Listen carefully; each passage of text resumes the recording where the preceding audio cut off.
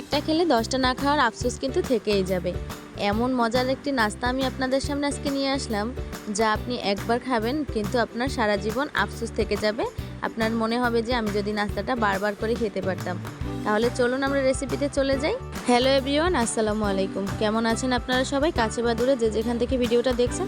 আশা করছি সবাই ভালো আছেন এবং সুস্থ আছেন। আমিও আপনাদের দোয়ায় আমার পরিবারকে নিয়ে আলহামদুলিল্লাহ ভালো আছি। দেখুন বন্ধুরা, আমি একটা প্রথমেই ডিম ভেঙে নিয়েছি এবং ডিমটাকে একটু ফেটিয়ে নিলাম এবং আমি এখানে দিয়ে দেব পরিমাণ মতো লবণ। পরিমাণ মতো লবণটা দিয়ে আমি আবার ভালো করে ডিম আর লবণটা ফেটিয়ে নিব। অনেকক্ষণ পর্যন্ত কিন্তু আমি ডিম আর লবণটা ফেটিয়ে নিব। এই ডিম ফাটানোটা কিন্তু এই নাস্তাটার জন্য অনেক বেশি ইম্পর্টেন্ট, তাই অনেকক্ষণ ধরেই কিন্তু আমি এই ডিমটা ফেটে নিব। আর এই ফেটানো শেষ হয়ে যাবে তখন কিন্তু এরকমের একটু পাতলা হয়ে আসবে। আর এই মুহূর্তে কিন্তু আমি এখানে দিয়ে দিব পরিমাণ মতো রান্নার তেল। আমার হাতে যে চামচটা দেখতে পাচ্ছেন, আমি এই চামচের 2 চামচ পরিমাণে রান্নার যেই সয়াবিন তেলটা আমরা খাই ওই তেলটা দিয়ে দিব। এই তেলটা দিয়ে কিন্তু আমি আবারও ভালোভাবে এই ডিমটাকে ফেটে নিব। আমি এখানে একটা ডিম দিয়ে বানাচ্ছি, তাই আমি এখানে 2 চামচ পরিমাণে তেল দিব। আপনারা যদি ডিমের পরিমাণটা বাড়িয়ে দেন তাহলে কিন্তু তেলের পরিমাণটাও বাড়িয়ে দিবেন। এটা কিন্তু আপনাকে বুঝেই কাজটা করতে হবে। তো এই যে আমার তেল কিন্তু দেওয়া শেষ। এখন আমি আবারও ভালো করে এটাকে মিলিয়ে নিব। তেল আর ডিম এই দুইটাকে কিন্তু মেলানোর পরে এই যে দেখুন একটু পাতলা হয়ে গেছে। এ পর্যায়ে আমি দিয়ে দিব এখানে পরিমাণ মতো আটা। আমি এখানে 1 কাপ পরিমাণে আটা দিয়েছি। একটা ডিমের জন্য 1 কাপ পরিমাণে আটাই যথেষ্ট। তাই আমি এখানে 1 কাপ পরিমাণে আটা দিয়ে ডিম আর তেলের মিশ্রণের মধ্যে আমি এটাকে ভালোভাবে মিশিয়ে নিয়েছি এবং আমি এখানে দিয়ে দিলাম নর্মাল ঠান্ডা পানি। ঠান্ডা পানিটা কিন্তু আমি আস্তে আস্তে করে দিব। ভুলেও কিন্তু এখানে গরম পানিটা দিবেন না। গরম পানি দিলে কিন্তু নাস্তাটা মজা লাগবে না আর নাস্তাটা অনেক বেশি নরম হয়ে যাবে। এমনিতেই আটার তৈরি নাস্তা অনেক বেশি তুলতুলে হবে। তো আমি যেভাবে কাজটা করছি আপনারাও ঠিক এভাবে করেই করবেন, দেখবেন নাস্তাটা অনেক বেশি মজা লাগবে। তো যাই হোক, এই যে দেখুন আমি কিন্তু অল্প অল্প করে পানি দিচ্ছি আর ব্যাটারটা তৈরি করে নিতেছি। এরকমভাবে বাসায় যদি আপনারা নাস্তা বানিয়ে দেন সন্ধ্যার পরে বা সকালের নাস্তায়, বাচ্চারা অনেক বেশি পছন্দ করবে এবং আপনার বাসার সবাই অনেক বেশি পছন্দ করবে। এটা কিন্তু রুটির মতো হবে কিন্তু খেতে অনেক বেশি মজা হবে। এই তো দেখুন আমি কিন্তু অল্প অল্প পানি দিয়ে এরকম করে একটা ব্যাটার তৈরি করে নিয়েছি।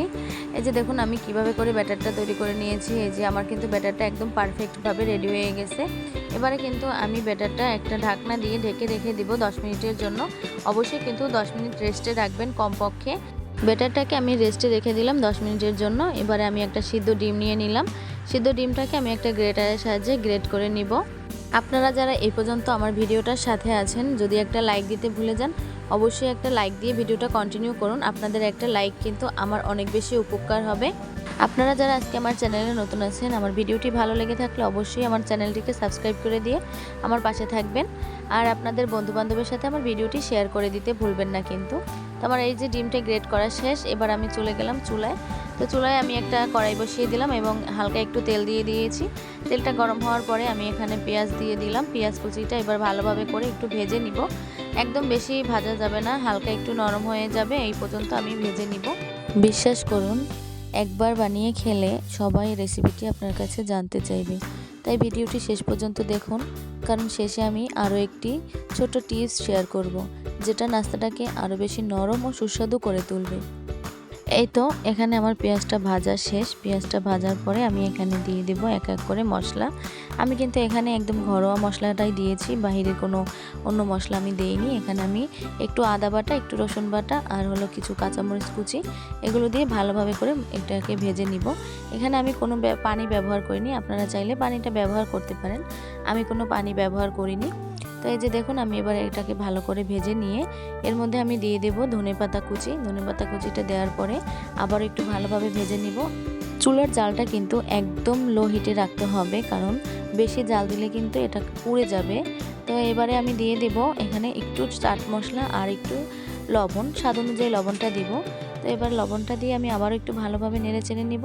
এবারে আমি দিয়ে দেব ওই যে গ্রেট করে রাখা ডিম রেখেছিলাম, ওই ডিমটা দিয়ে আমি এবার একটু ভালো করে নেড়ে চেড়ে এটাকে উঠিয়ে নিব। এই যে দেখুন আমি কিভাবে করে এটাকে বানাচ্ছি।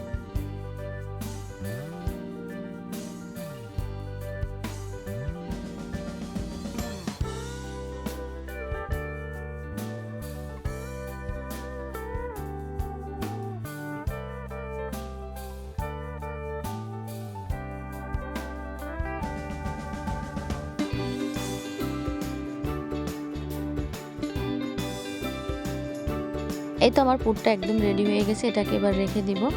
এবার আমি আবার কড়াইটা বসিয়ে দিব এবং এবার আমি চুলার উপরে আবার একটা কড়াই বসিয়ে দিলাম এবং ওই যে ব্যাটারটা আমি রেখেছিলাম রেস্টে, ওখান থেকে 1 চামচ পরিমাণে ব্যাটার আমি এই কড়াইয়ের মধ্যে দিয়ে দিলাম। আমি কিন্তু এখানে কোনো তেল ব্যবহার করিনি, তো আমি কিন্তু একদম হেলদিভাবে নাস্তাটা তৈরি করতে চেয়েছি।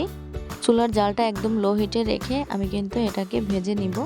এই যে আমার কিন্তু ব্যাটারটা দেওয়া শেষ, এবার আমি এটাকে একটু ভেজে নিব হালকা করে। এই যে দেখুন আমি এটাকে উল্টিয়ে দিলাম, উল্টিয়ে একটু ভালোভাবে চেপে চেপে 2 সাইড থেকে দিতে হবে, নয়তো দেখা যাবে যে কাঁচা থেকে যাবে, যেহেতু এটা আটা দিয়ে তৈরি। এই রেসিপিটা বানাতে কিন্তু আপনার হাতে একদম খুব কম সময় হলেই হয়ে যাবে। এই যে দেখুন আমার কিন্তু একটা নাস্তা বানানো শেষ, এবার আমি আরও একটা নাস্তা একইভাবে বানিয়ে নিচ্ছি। এইভাবে করে কিন্তু আমি সবগুলো নাস্তা বানিয়ে নেব। আপনার হাতে মাত্র কয়েক মিনিট সময় থাকলেই কিন্তু এই হেলদি নাস্তাটি আপনি বাসায় বানিয়ে নিতে পারবেন।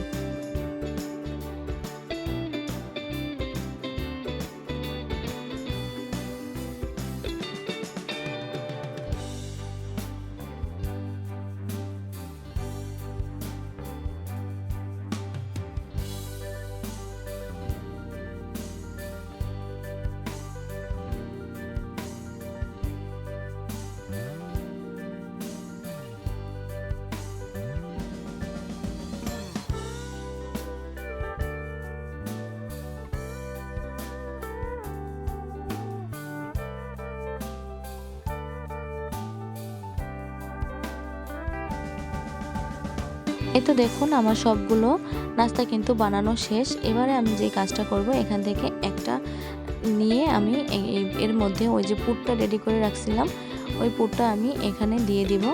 এখানে পুরটা দিয়ে আমি 2 সাইড থেকে ভাঁজ করে নেব। ভাঁজ করে নিয়ে তারপর হচ্ছে একটা ছুরির সাহায্যে 2 পাশ থেকে কেটে দিব। না কাটলেও সমস্যা নাই, একটু সৌন্দর্যের জন্য আমি এখানে একটু 2 সাইড থেকে সমান করে কেটে নিয়েছি, এতে করে নাস্তাটা দেখতে অনেক বেশি সুন্দর লাগবে। আমি কিন্তু সেম প্রসেসে একদম সবগুলো নাস্তা রেডি করে নিব। আপনারা দেখতে থাকুন আমি কিভাবে কাজটা করেছি।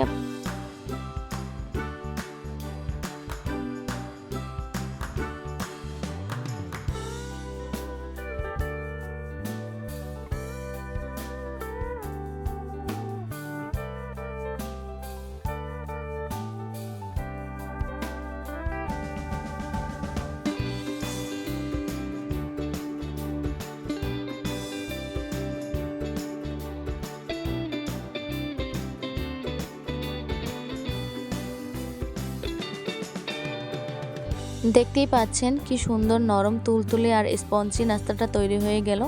এত সহজ উপকরণে এত মজার একটি রেসিপি সত্যি বারবার বানাতে ইচ্ছে করবে। আপনারা অবশ্যই বাসায় একবার হলেও ট্রাই করে দেখতে পারেন। সকাল কিংবা বিকালে চায়ের আড্ডায় বা বাচ্চাদের টিফিনে এরকমের হেলদি নাস্তা বানিয়ে দিলে কিন্তু বাচ্চারা অনেক বেশি মজা করে খাবে, আর একবার খেলে কিন্তু আপনার বাসার সবাইও অনেক বেশি পছন্দ করবে এই নাস্তাটি। তাই দেরি না করে আজই বানিয়ে ফেলুন এরকম নরম তুলতুলে স্পঞ্জি হেলদি নাস্তাটি। আমি সবসময় চেষ্টা করি আপনাদের সাথে ঘরোয়া উপকরণ দিয়ে সহজ সহজ রেসিপি শেয়ার করার জন্য। যদি আপনাদের কাছে আমার রেসিপিগুলো ভালো লেগে থাকে অবশ্যই আপনার ফ্রেন্ডস এবং ফ্যামিলি সবার সাথে শেয়ার করে দিতে পারেন। আজকের রেসিপিটা আপনাদের কাছে কেমন লাগলো অবশ্যই কমেন্ট বক্সে জানিয়ে যাবেন। আজকে এখানেই বিদায় নিচ্ছি, দেখা হবে নতুন আরও একটা ভিডিও নিয়ে। আল্লাহ হাফেজ।